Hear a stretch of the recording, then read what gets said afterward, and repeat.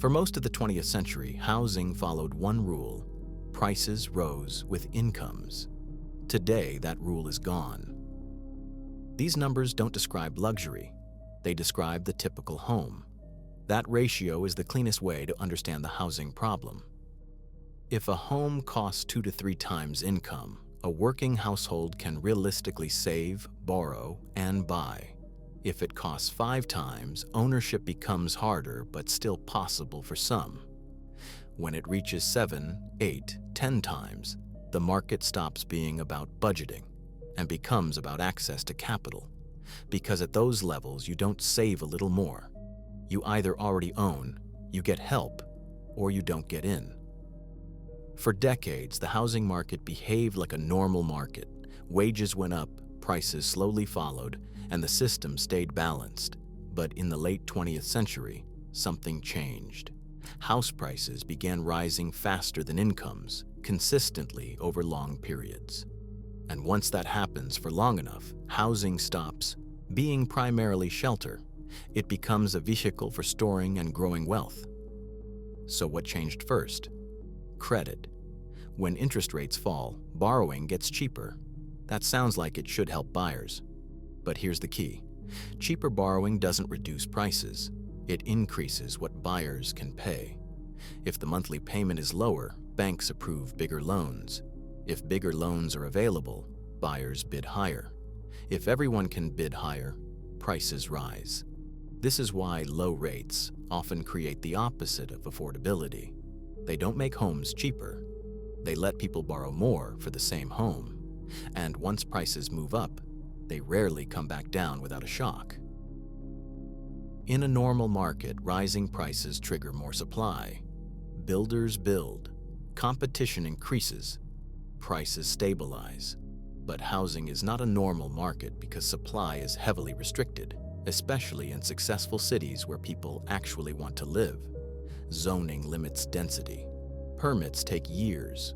Local politics often favors existing homeowners, and existing homeowners have a strong incentive to keep supply tight because scarcity supports their property values. This is why prices can rise for decades without the market fixing itself.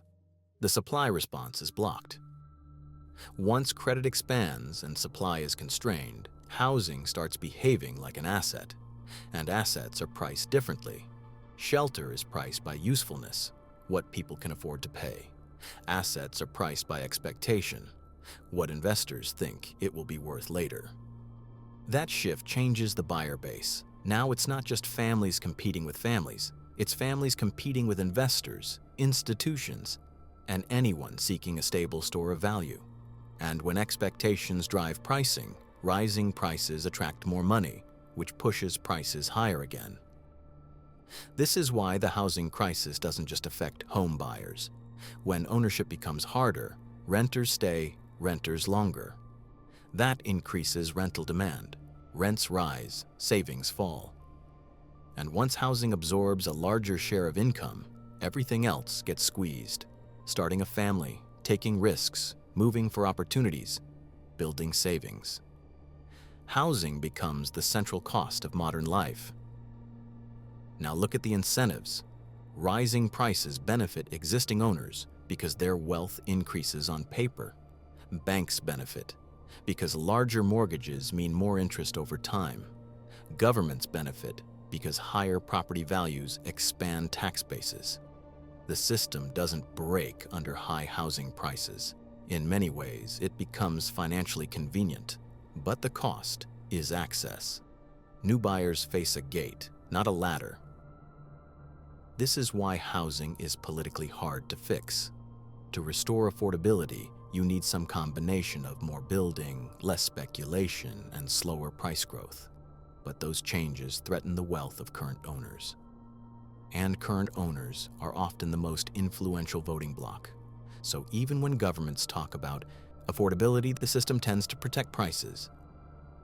Housing didn't become unaffordable because people stopped working. It became unaffordable because the rules changed. Credit replaced income, supply was constrained, and shelter became an asset. Until those mechanisms change, affordability won't return on its own. This is the system.